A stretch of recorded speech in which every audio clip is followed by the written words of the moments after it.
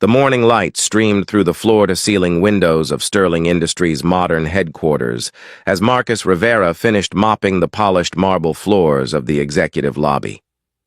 At 38, Marcus had worked as the building's head janitor for 6 years, taking pride in maintaining the pristine environment that welcomed thousands of visitors each week.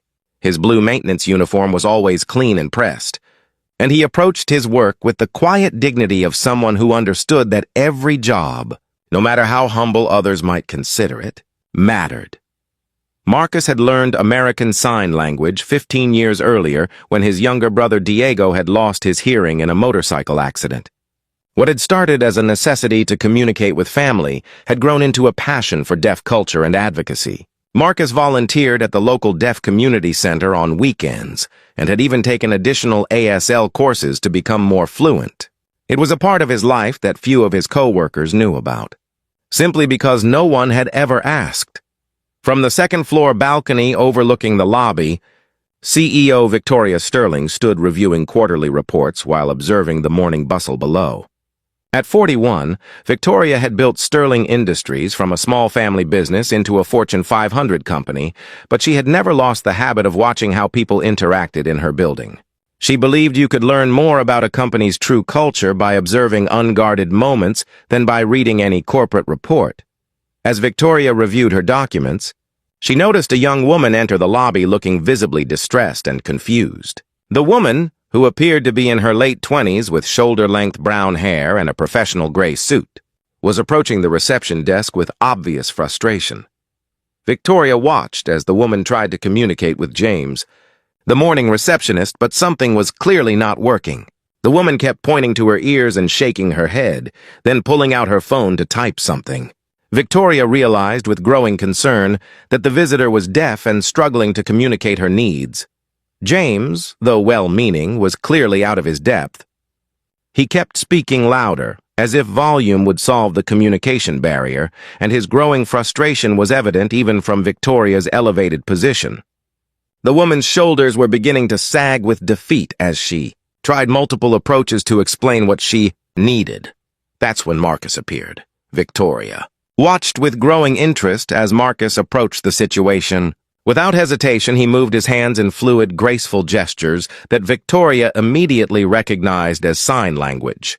The transformation in the young woman's face was instantaneous. Relief, gratitude, and hope replacing the frustration and isolation she had been feeling. From her position above, Victoria couldn't hear their conversation, but she could see its effects.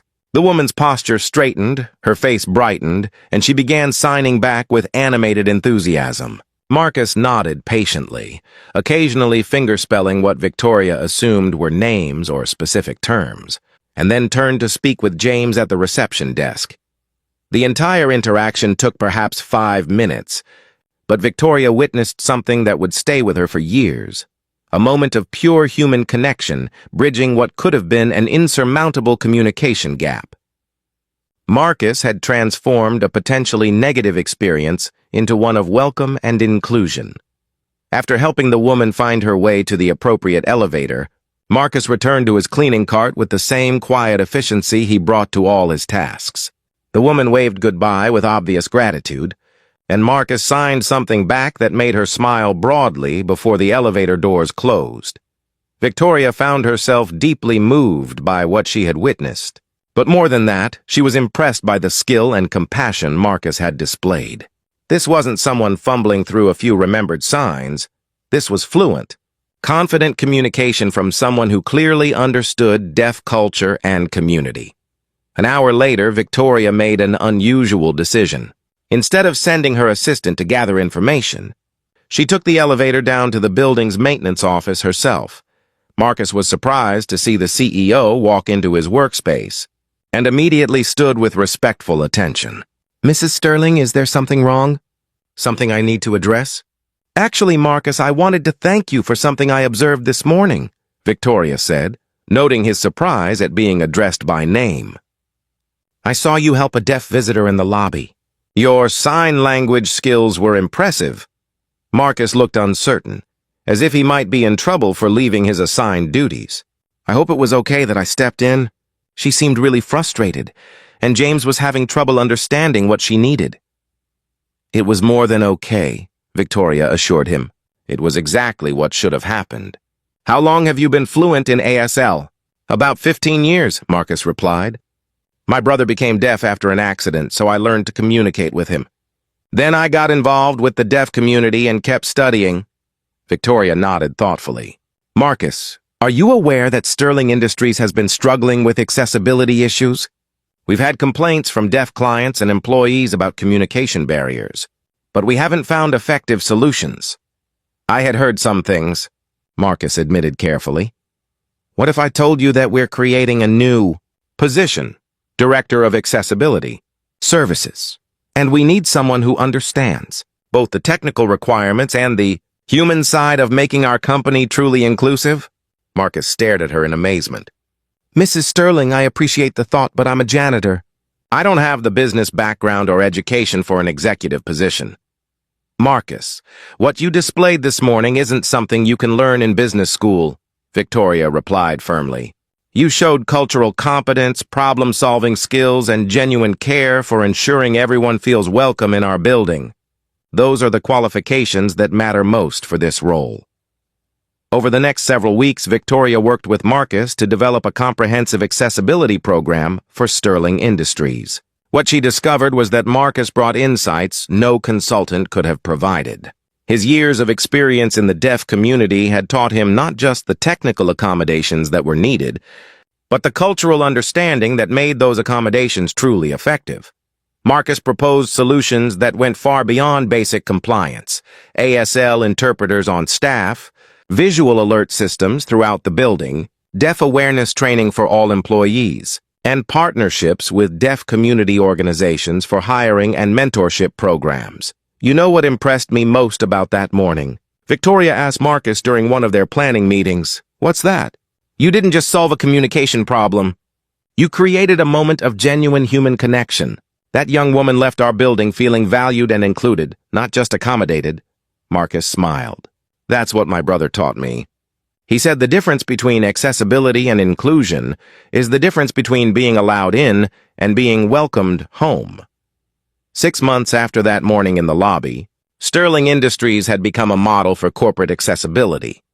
Marcus, now Director of Accessibility Services, had implemented programs that had not only improved the experience for deaf employees and visitors, but had created a more inclusive environment for people with all types of disabilities. The deaf visitor who had struggled in the lobby that morning turned out to be Sarah Chen, a software developer who was interviewing for a position with Sterling Industries. Not only did she get the job, but she became one of Marcus's key collaborators in developing technology solutions that made the workplace more accessible for everyone. You know, Victoria said to Marcus as they watched Sarah present a new visual communication system to the board of directors, I learned something important from watching you that day. What's that?